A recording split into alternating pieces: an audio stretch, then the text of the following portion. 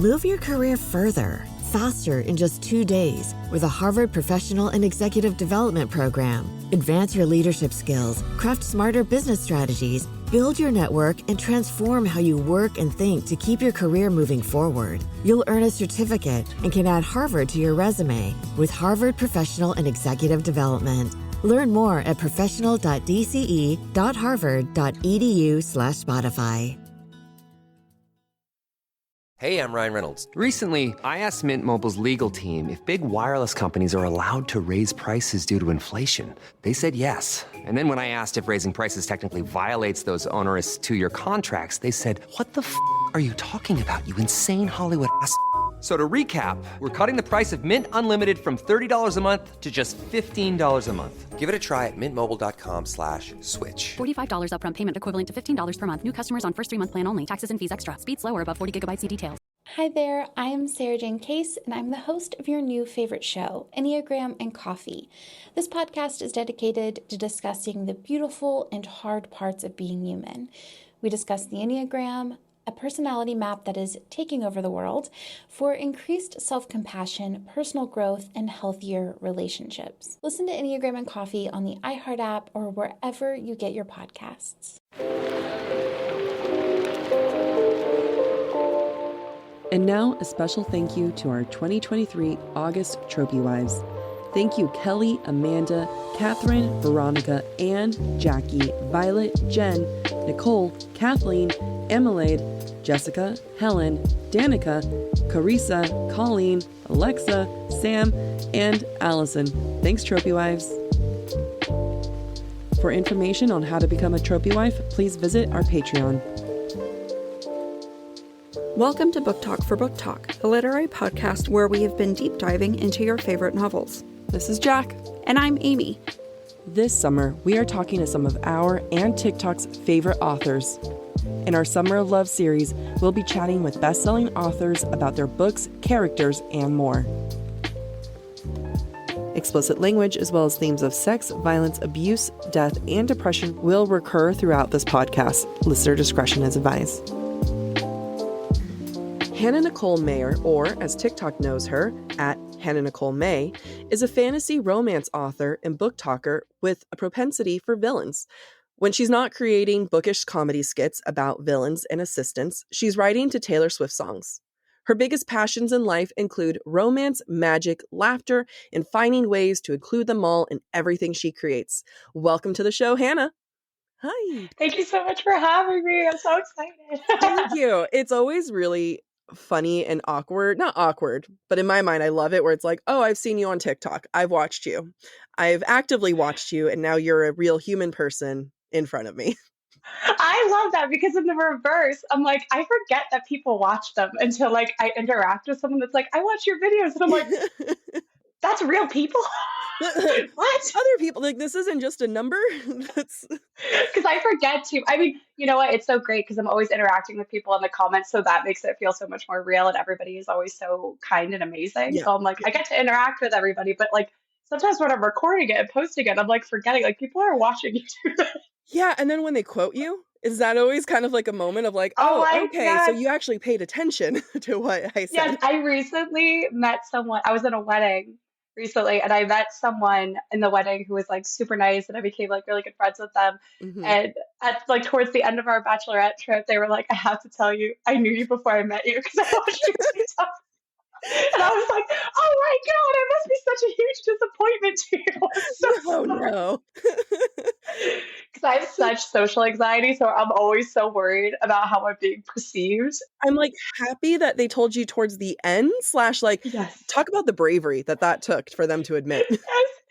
No. I feel like I was like, oh my gosh, I'm so sorry. And she's like, why are you apologizing? It's like, I don't Yeah. know. I feel like I should. I would take that to my grave. I would just be 100% Oh no, like, I I've never loved met, it. I've never seen it. It No. was so nice, and I loved it. They were like just so like kind of. They were like, I'm excited for your book, and I want you to know, like, being supportive. And I was like, I love you. I'm so sorry. No apologies. I know. We love your book. So it hasn't come out yet, or when this comes out, it'll be about to come out. But you wrote a book called Assistant to the Villain. I keep saying assassin because it just too many A's and Oh, S's. hey, I like that too. I mean, potential there, but Write that it's down. Write that down. so the assistant to the villain, and if anyone doesn't know, you have a series of TikTok videos about it, which we'll talk a little bit more about that. But it's if anyone wants to just pause this interview and go binge your TikToks, then I'll allow it. They can do that. But can you tell us a little bit more about yourself? Like, when did you get into writing? Did you always know you wanted to be an author? Yeah, I knew from a pretty young age that I wanted to tell stories. I loved like making up stories and telling them before I could read or write. I was like 2 years old. My parents have like videos of me standing on our fireplace like it was a stage. And I would recite the Goldilocks and the Three Bears like it was some epic tale. Like, at That's two. adorable.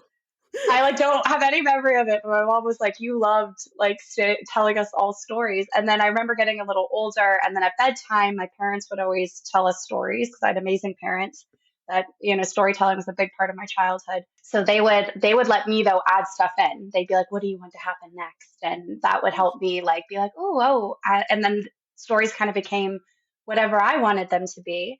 And I grew up with like Disney movies and fairy tales and all of that stuff. And then in school, it was the same thing. Like anytime we had a writing assignment, I would get so excited because we could write stories. We had like an assignment in third grade where we had to write, it's kind of dark for third grade, but we were learning about the Titanic and Oh. we had to write, I know. Wow. All I right. know. What a setup, right? But it gets even worse. They were like, okay, so our assignment, and we're like 8 and 9. They're like, you have to write a letter from a passenger's perspective, like a diary entry. God. And you have to write it either you could do it, the options were you could do it as a passenger, like before the ship sank or after. And I was like, oh, Wow. All right, cool. And then go play Oregon Trail and then just like I feel know, all of it. literally, as an adult, I'm like, oh, that was pretty dark This is for dark. me. But also, a great exercise too. Right. At the time, I was like, oh, and I remember writing it and getting like really into it and loving the whole project. It was so rare that I would be really invested in a school project and Mm-hmm. like passionate because school was hard. I had such issues focusing that school was always a little difficult for me because of that, because I couldn't sit still and I wanted to get up and I couldn't focus, but I could focus on the things that really interested me. And writing was one of those things. So even third grade and then fourth grade, we did another writing assignment. And just, I always looked forward to those things in school. And then I started reading around middle Mm-hmm. school. And from like that, around that time, I had decided like, I want to write. I want to write books. I don't know how, when, where, or how that's going to Mm-hmm. work out for me, but I want to do that. And I kind of continued on that back and forth where I would pick something I want to do that's like more practical. That's like, you go to school, you study this, then you become this when you come out. And writing is such a diverse path for a lot of people because there's lots of different ways that you can go about becoming a writer. Like, well, some people Mm-hmm. go to school and study it. Some people don't study writing at all and are or in their like later in life decide to do it like after they've had Mm-hmm. a career. So it's such a, it's not like a concrete set path. So I would go back and forth between those two things a ton. And then eventually, after I went to college and I was studying psychology and I loved it because I love learning about how people's brains work and I wanted to help people. But in the back of my mind, I always had, I want to write books. I want to write. I want to create something that makes people feel the way that like my favorite books make me feel. Yeah. And I want to make a story with all of my favorite things. And and I think anybody that writes feels this way where like you read stories that you love, but there's always that one thing where you're like, oh, if I could add this, I would. Yep. Because then it's your ideal story because writing is basically creating your Mm-hmm. perfect story. And Assistant to the Villain is literally my perfect scenario because there's villains, there's like comedy and all the fairy tale elements that I love. Yep. Yeah, and then I found my way to TikTok eventually and started making the skits and now here we are. Yeah, I will, we'll get into the TikTok part, but I will say you said that, you wanted people to feel emotions and your book it's very funny. It is very funny and I appreciate humor and I appreciate your Thank humor. you. Oh, glad. But you definitely made me feel things. Like I will say it wasn't just laughter. You cover quite a bit in your book and I'm so glad. you walk away definitely having thinking about it quite a bit later, because it's almost maybe because I just saw Barbie, but it's almost like, you're watching something, you're reading something, and you're laughing really hard, and then later you walk away and you're like, wait a minute, there were thoughts. There's like actually a lot more happening there. So Oh, I'm so glad. it's a sneaky, an assassin going. If that's what it is, this is that's It's a sneaky that's very villain cute. assassin. So you had a really unique start to this journey with Assistant to the Villain, and by posting short skits on your TikTok. When did you realize that people absolutely loved the story, and how soon did you start writing it after you started posting it? So I think from the first episode that I posted, I knew there was something special about it from the beginning. And I know this because I had posted the video, like another video with the same concept, but it was a way different format and it was much Mhm. shorter. And I used like a green screen background and I put like more like Great Fantasy Villains Assistant. I'm pretty sure it's still up like way, way, way back, like a couple years ago. And it did okay, but it wasn't like anything great. Not like when I posted like the actual first episode, but I Yeah. remember like loving the idea and being so attached to it and being like, I don't want to stop. I want to make another one because I had fun and I don't want to stop making these. So then Mhm. I filmed the first episode before I was nannying at the time for twins. And I filmed the first episode, I remember, in the morning before work. And I was like, if I have time to post it while the twins are like, sometimes they'll toddle around and I'll have time to like grab a coffee or go to the bathroom or things like that. So I was like, if I have time, I'll post it. And I remember I posted it sitting in the playroom with them. I just looked at my phone and I clicked post, and then I put my phone down and I played with them and they went down for their nap. And then I looked at my phone again and there was all of these comments and all these people like laughing and leaving like such kind comments about it and like making me laugh with like some of Yeah. the things that they were making jokes about. And I was like, oh my God, we're like in this together. We're all laughing about this at the same time. So pretty early on, I think I knew it was something special and I had so much fun doing them. And making them felt like reading my favorite book. Like Yeah. that's what it felt like. It was fun and it was like a nice escape. And I was like constantly thinking about the story the whole Mhm. time I was making that episode. So like the first bunch of episodes, there's no like concrete storyline. Like we get into storylines the more I do the episodes. The first one's it's literally just skits. Like, oh hey, this episode he's trying to kill the heroes again, and like what's happening, and then over time I started like almost developing the characters throughout the skits, which is hysterical because it's literally me yelling at a wall. Like that's No, you're yelling at Becky. It's yeah, literally. Like I'm like, it's not a wall, it's the villain sitting in the yeah. chair. And but I would imagine like because you only hear from my perspective, what would he say back? So Mhm. pretty early on, I was already like mapping out how this scene would look and how this scene would look, and suddenly Evie was like a character, and the villain was a character, and Blade, the dragon trainer, was a character, and Becky was a character, and Becky was like that was just an offhanded name I yelled in the first video, and I had no But we all idea. have a Becky. We all have a Becky. It's so true. And I was like, yeah, yeah. And so pretty early on, I knew I wanted to write it. I just didn't know when I would do it because I was working on Mhm. something else because I was always thinking I wanted to write a book. I wanted to write a book. I was not as into like the thing I was writing and I was constantly coming back to it. So I was like, I'm going to put this down for now and I'm just going to see what this book looks like. So I think maybe like a couple months in, Okay. I started to like, maybe I started doing the videos in like June consistently. And then I ended up sitting down to write the book and I'm like losing track of the time. I think like late September, October, like that following is when I like sat Mhm. down to write it. And it spilled out of me very quickly because I had been like building it up in my head. You've been developing them for so long. Yeah. Yeah. So it felt like I sat down and I was like, oh my God, it's all coming out. Yes. I And mean, it's yeah, like the perfect writing exercise because you got to know your characters so well and know how they would react to instances that it makes sense that by the time you start writing, you're like, they're old friends at this point. yes, that's literally exactly. It felt like that they're my friends. Like I know how they would react in this situation, so I'm literally just putting them through stuff, and I'm just watching what they do. Like I'm not doing Yeah. anything; they're doing it all. It's the Yeah, origin story because that's like where, you're going right into it. And then the idea of just like the villain having an assistant. Like that is a unique idea. And then it's like, let's insert grumpy sunshine trope in here, which is one of my favorite tropes. And I never would have thought of that, of like, a villain will need an assistant. I think I liked the idea of like someone that's really, and I've always loved this. It's the reason I love Grumpy Sunshine. Someone who's like supposed to be really stern and scary, being Mhm. encountered by someone who is like the total opposite and Yeah. is not afraid to like go at them with their like, hi, like here Mhm. I am. Like, what are you doing? Hey, what's going Hey. on? Did you have a good day? Let's talk about things. Yeah. Yeah, it's like bringing like almost a comedic casualness to like the insane things that they're doing all the time. Yes. Like, Yes. and yeah, I just like the combo of it because he tries so hard to be scary and mean, and he's like succeeds sometimes, but like not when Yeah. Evie's there. She's like, No. "What are you doing?" Some might call him Fluffy. That's Some might. I don't yeah. know. I don't know Some who. might. Some I might. don't know who.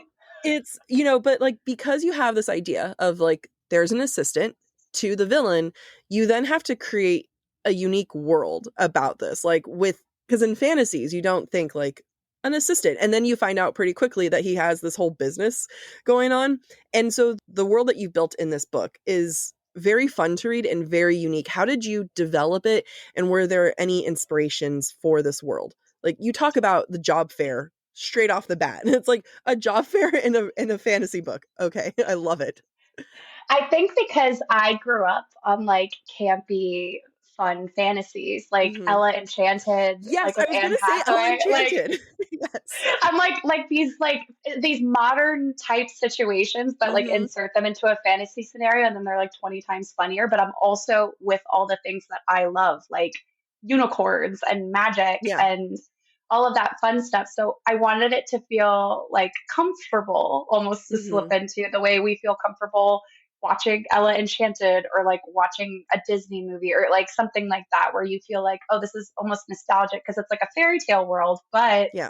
there's like I feel like Shrek did that too. I like was obsessed with that Yeah. movie. Shrek had some like play off modern things that were like fairy tale eyes. That's not Yeah, an like adjective. they had like long lines that they had to go in, and it was like, Right. almost like a theme park. No, absolutely. Like it's campy, it's spoofing at the same time. It's very funny, and it's not hard to get in the world either. Like I'm there immediately. I know exactly what I'm you're so doing. glad. I'm so glad because that's what it was meant to be like.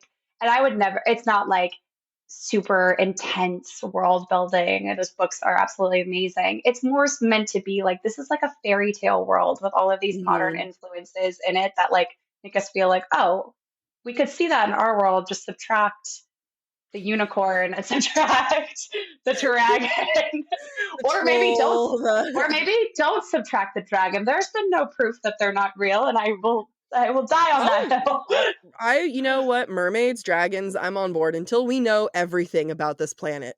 The mermaids one especially, because we've only explored like what, like 5% of the ocean. There's some weird stuff in there that we have not Yeah. seen, and try to talk me out of it. Who's training the orcas? That's my question too. Mhm. I think it might be mermaids.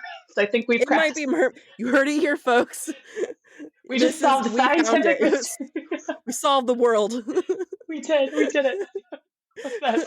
Yeah, so it was just it's really just meant to be like a comfortable place to enjoy Mhm. the story, and it's meant to be like every fairy tale book.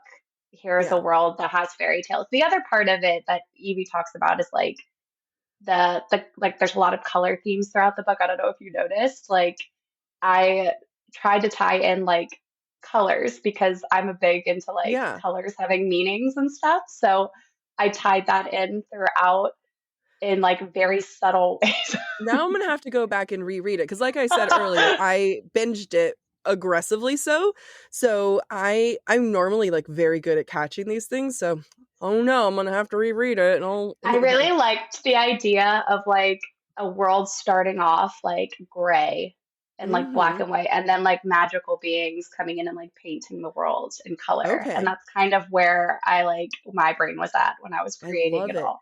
I was like, it started off dull. It's purposeful writing, and I love it when authors think about that because now I have to go back and catch those Oh, moments. let me know if you catch them. They are subtle. We'll do book two, we'll have more expansion on the world and that they're in and things like that.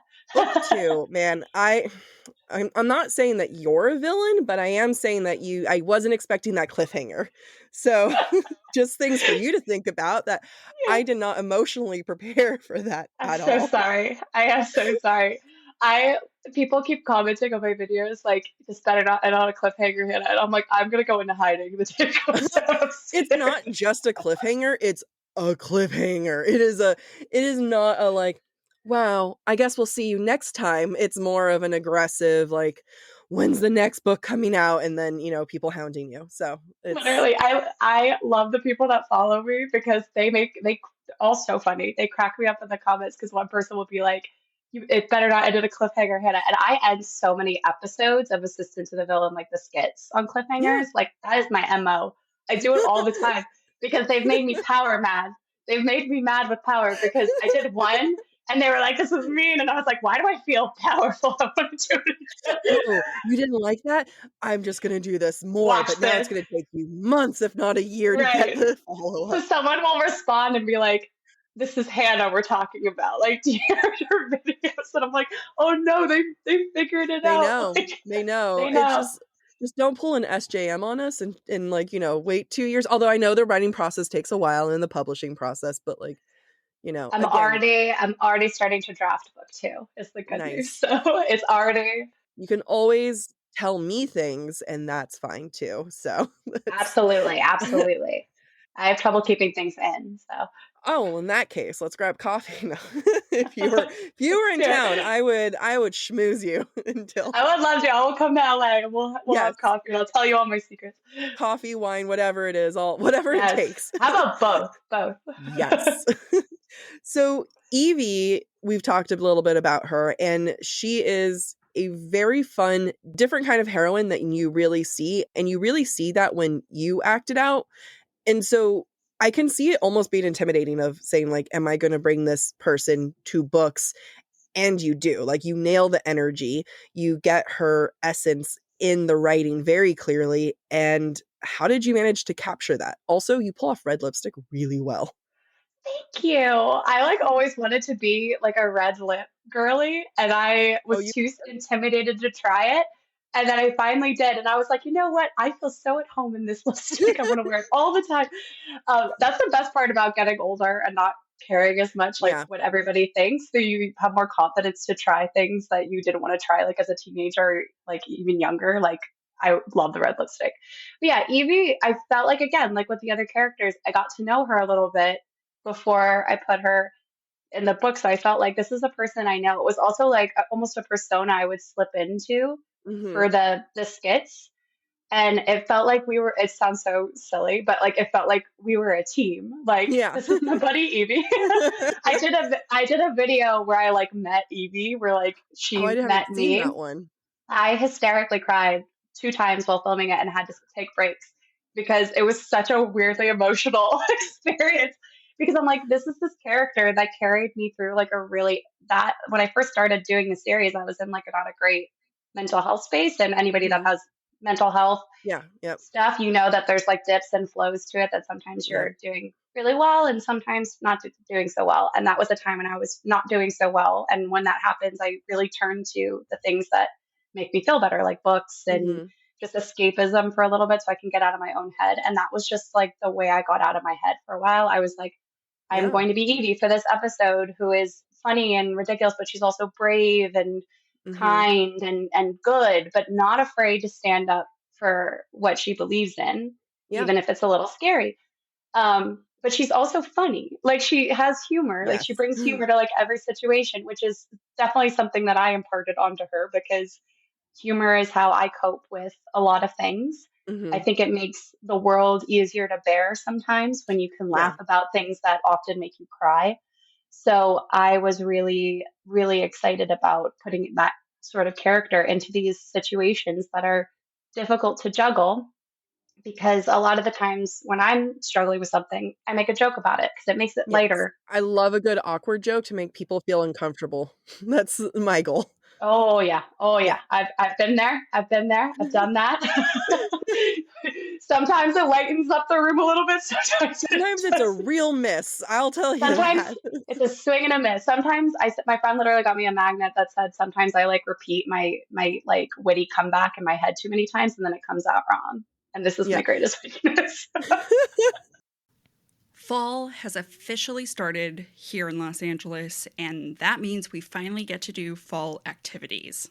I have been counting down the days for when I can go to pumpkin patches, maybe even hit up an apple orchard, and I get to do all of it looking super cute in my Quince boyfriend sweater.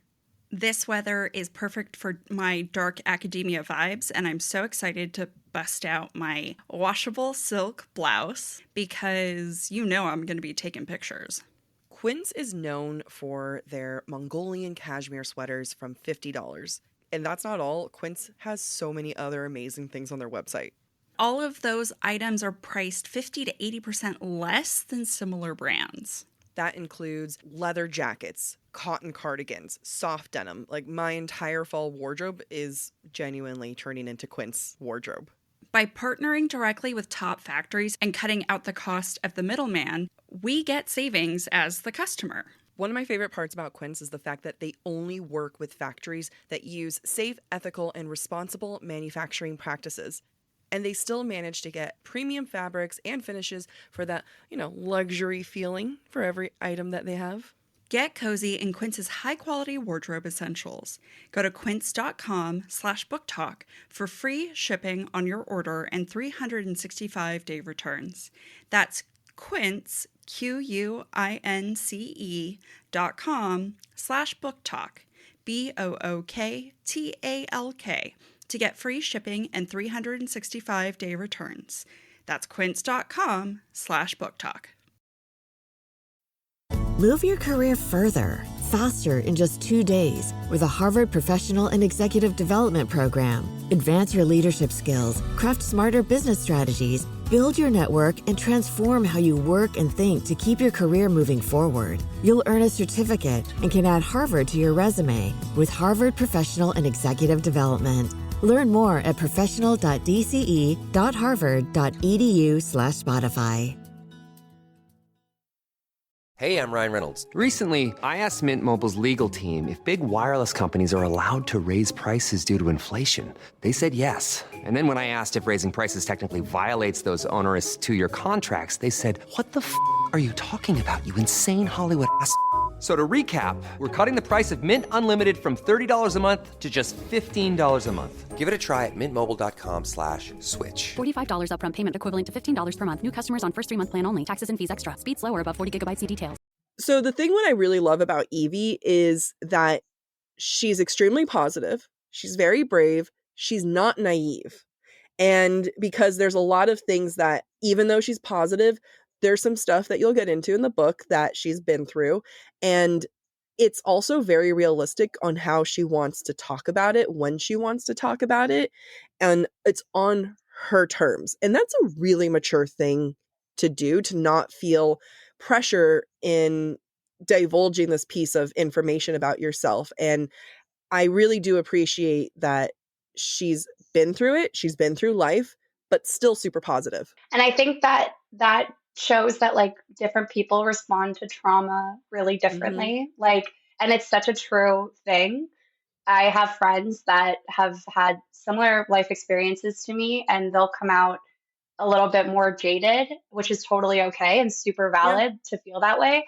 And I kind of have always been on the other end where I'm like, I want to be as positive as possible, so this doesn't take me out. So this isn't the thing that caves me in, because if I focus on it for too long, then I'm going to not be able to do the things I need to do, which isn't always a healthy choice either. You fake it till you make it type of attitude, right, sometimes you just have to push through, because otherwise it gets really dark, and you can't be depressed of what that's what it's going to end with. You want to have something good to look forward to. Yeah. And I think I love these characters as well, but I've read so many characters, I think, where they are a little bit more closed off because of their experiences. And Evie is closed off in her own way. Yeah. But she puts on hey, I'm great. Everything's fine. What do you need me to do?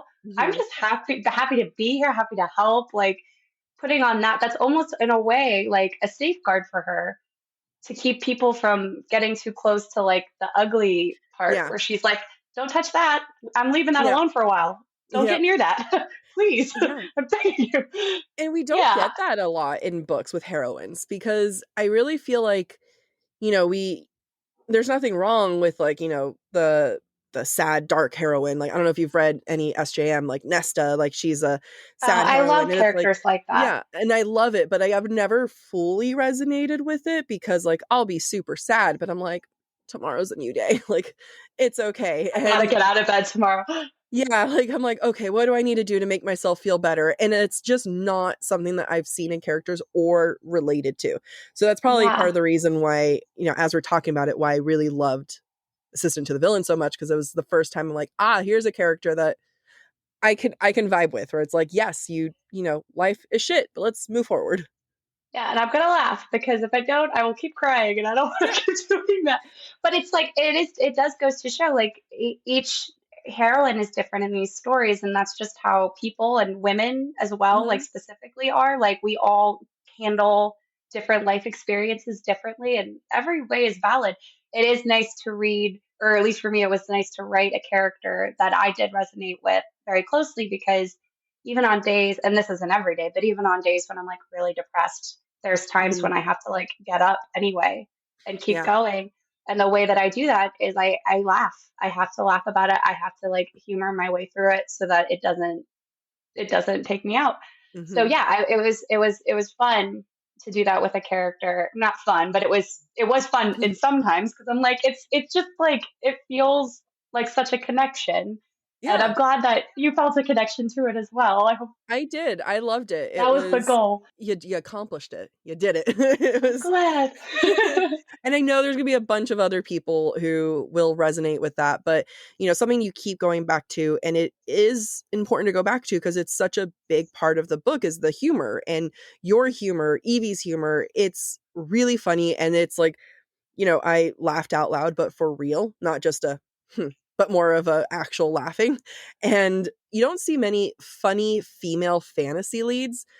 Say that 5 times fast. And how important was that for you, that the humor lives in the story? I mean, you've already talked a little bit on that, but is it something that you consciously thought of when writing scenes, or you're just naturally funny?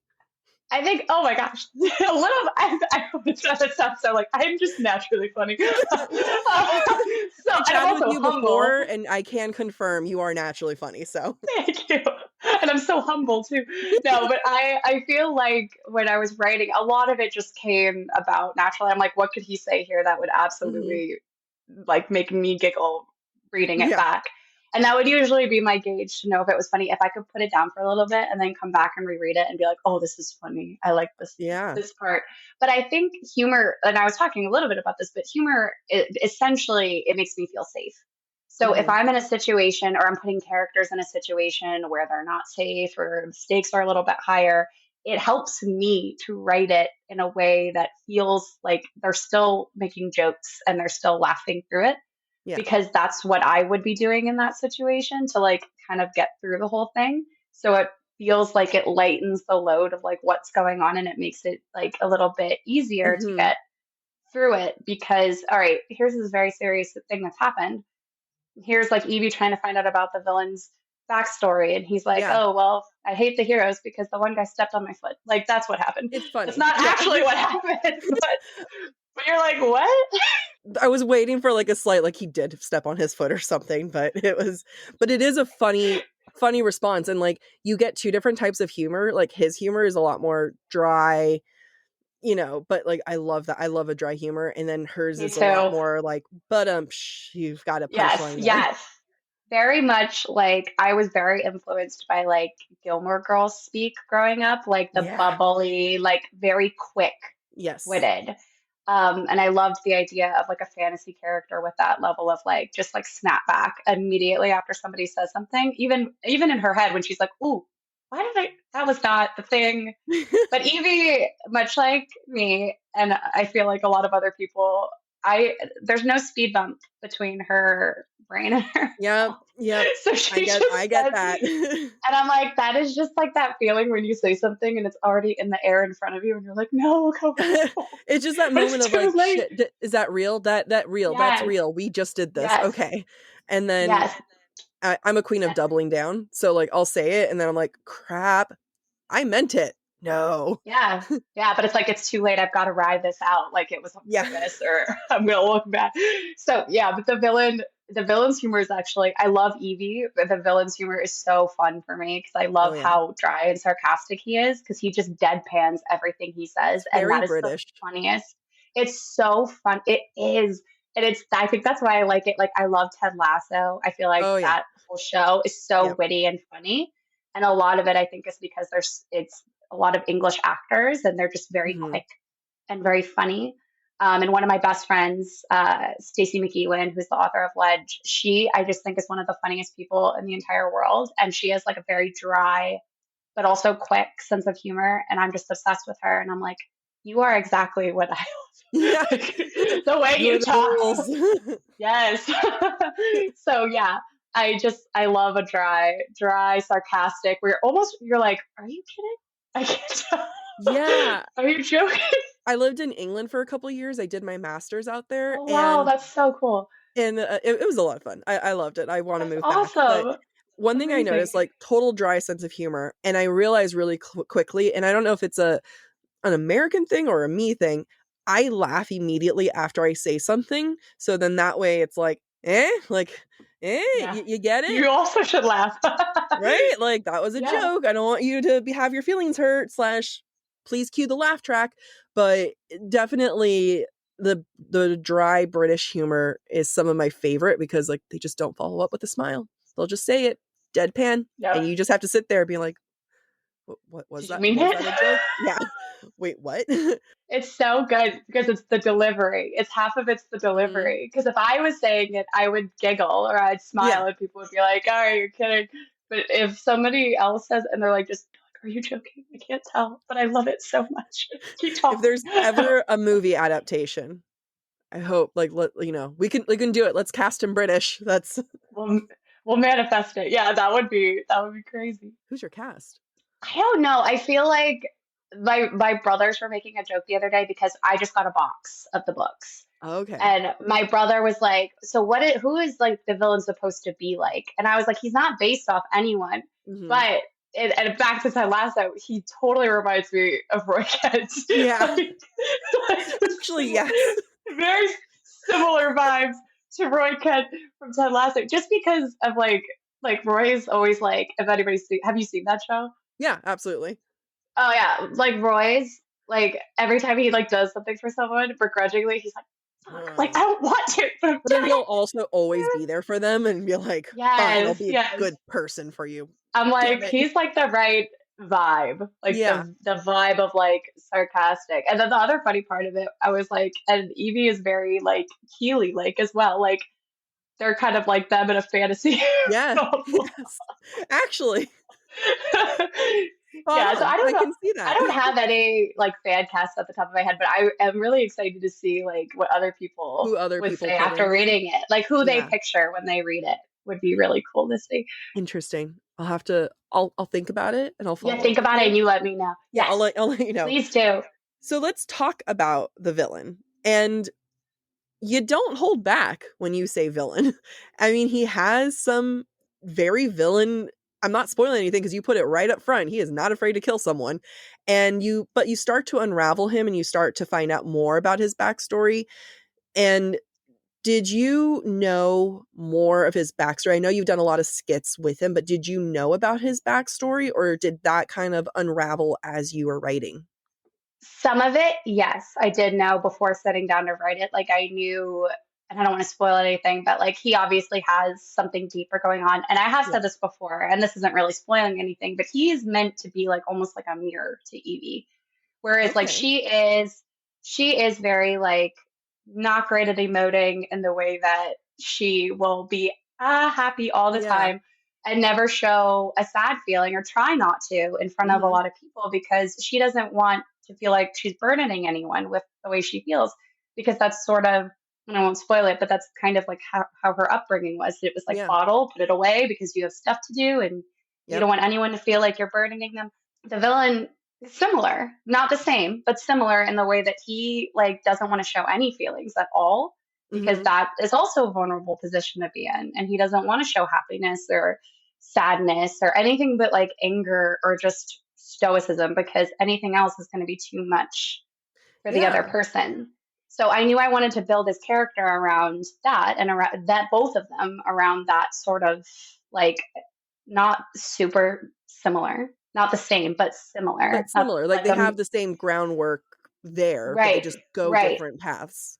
right. They're connected in a way that's like very much that they both need to go through kind of the same where it's Hmm. okay to feel things. Like it's Yeah. okay to be sad. It's okay to be angry. Like feelings are okay, everybody.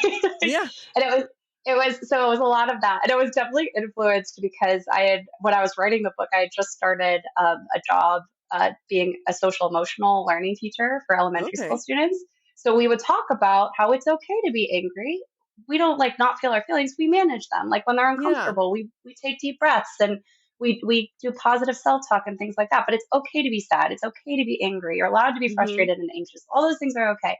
So I think that seeped a little into it a little bit where I was like, I like that these two characters don't know how to like have feelings in Yeah. a normal way. So I feel like a lot of the villain's character was built around that, like where he's trying to figure out, am I even allowed to be happy? I'm a villain. I'm the villain of this story. So why am I allowed to be happy? It's like they're asking the same questions, but about different emotions. Am I allowed to be Yes. happy versus am I allowed to be sad?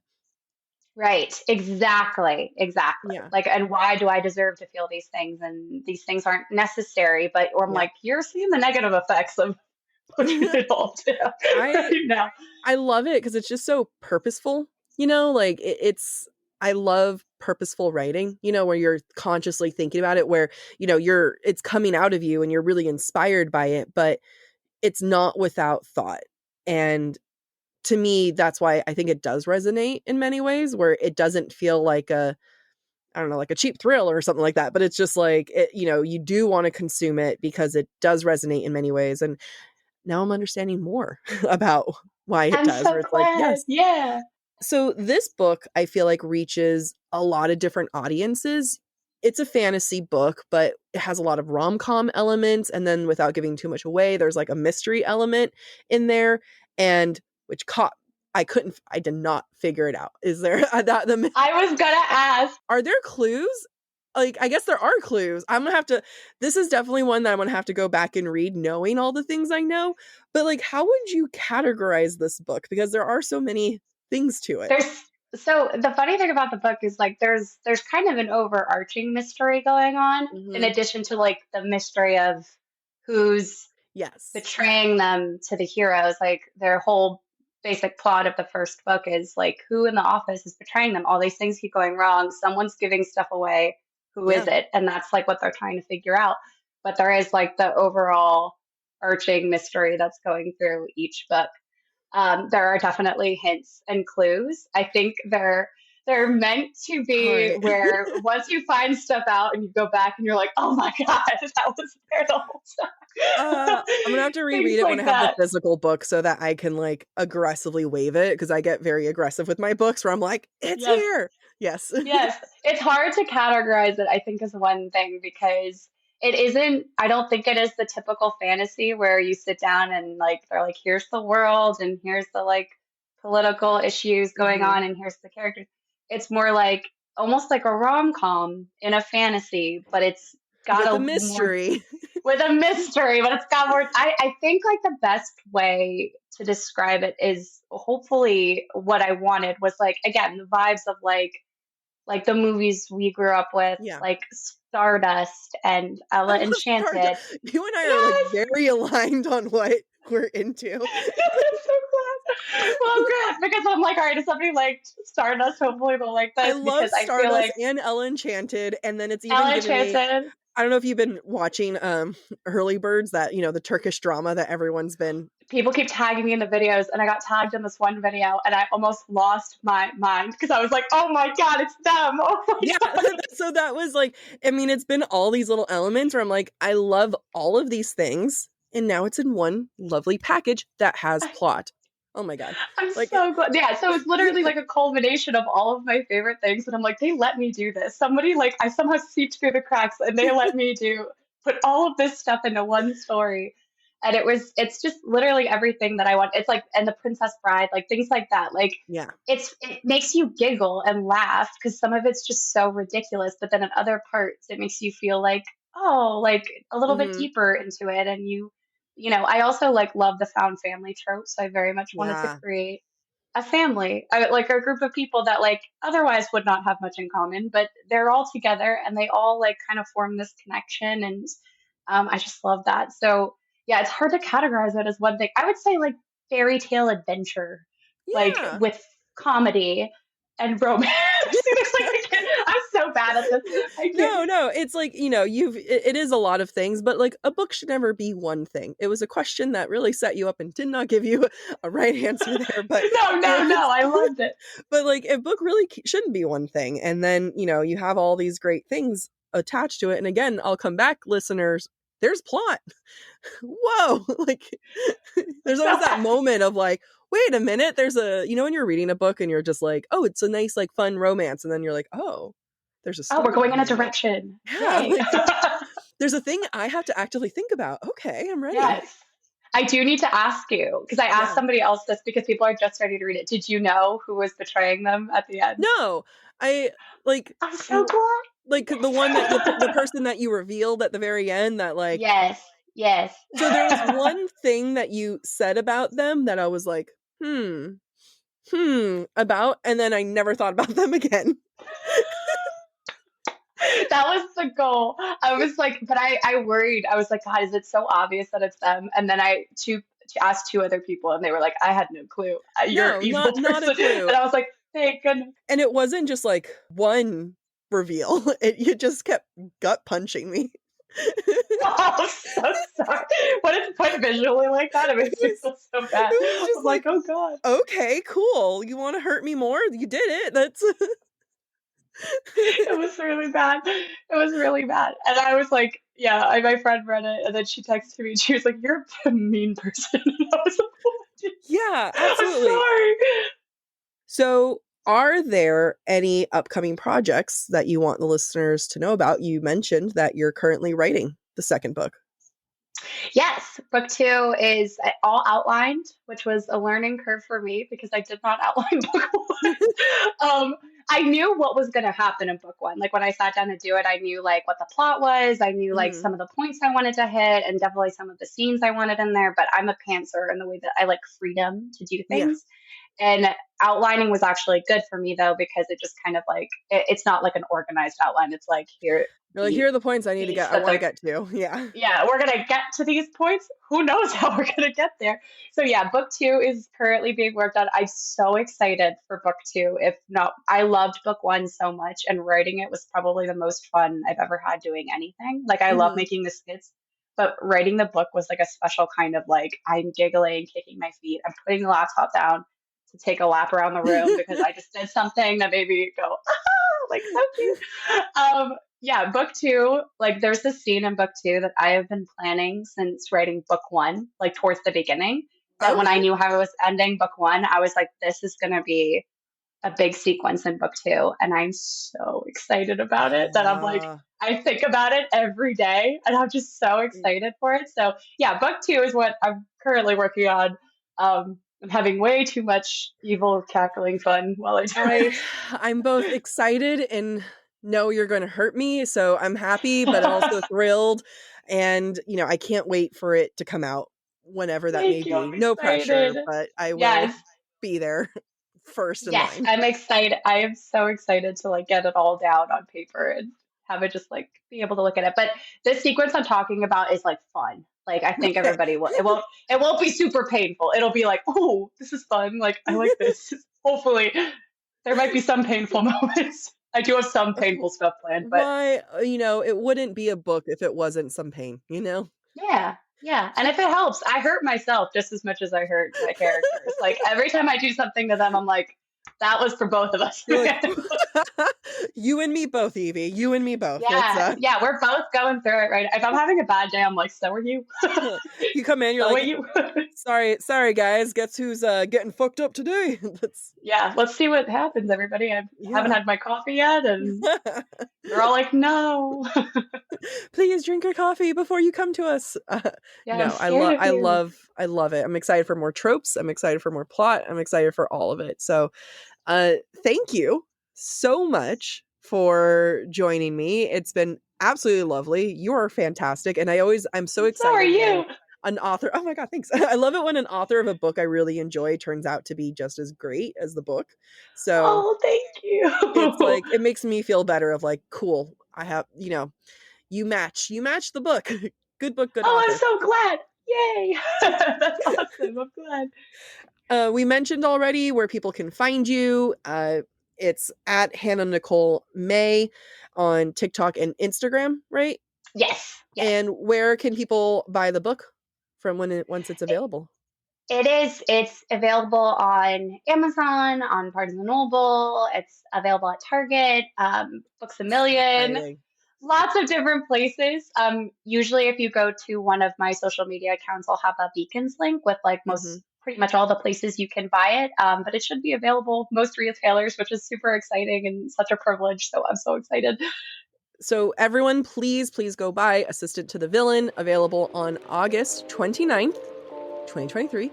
And you'll see me at the bookstore guaranteed. So thank you, Hannah. Thank you so much. Thank you for listening to this mini episode of Book Talk for Book Talk. We encourage you to rate and subscribe to our show on your preferred podcast listening platform. We would love to hear your thoughts based on today's conversation. You can submit your comments to our form at booktalkforbooktalk.com or via our Camflare voicemail system. Please visit booktalkforbooktalk.com for more information. You can also follow us on TikTok or Instagram at the handle Book Talk for Book Talk. Bye!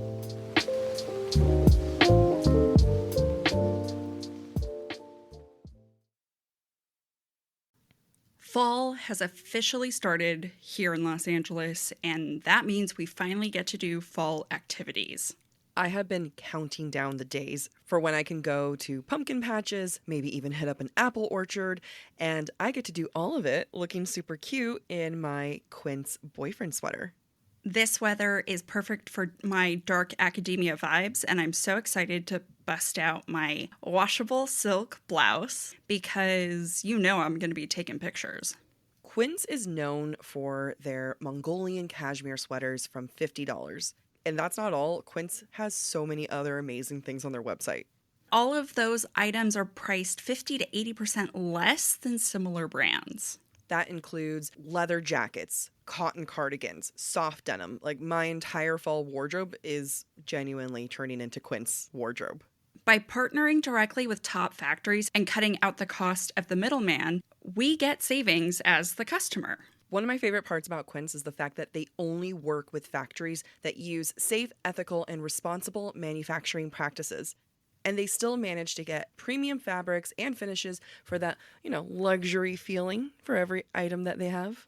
Get cozy in Quince's high-quality wardrobe essentials. Go to quince.com/booktalk for free shipping on your order and 365-day returns. That's Quince, QUINCE.com/booktalk, BOOKTALK, to get free shipping and 365-day returns. That's quince.com/booktalk. Ryan Reynolds here for, I guess, my 100th Mint commercial. No, don't. I mean, honestly, when I started this, I thought I only have to do like 4 of these. I mean, it's unlimited premium wireless for $15 a month. How are there still people paying 2 or 3 times that much? I'm sorry, I shouldn't be victim blaming here. Give it a try at mintmobile.com/switch. Whenever you're ready. $45 upfront payment equivalent to $15 per month. New customers on first 3-month plan only. Taxes and fees extra. Speed slower above 40 gigabytes. See details.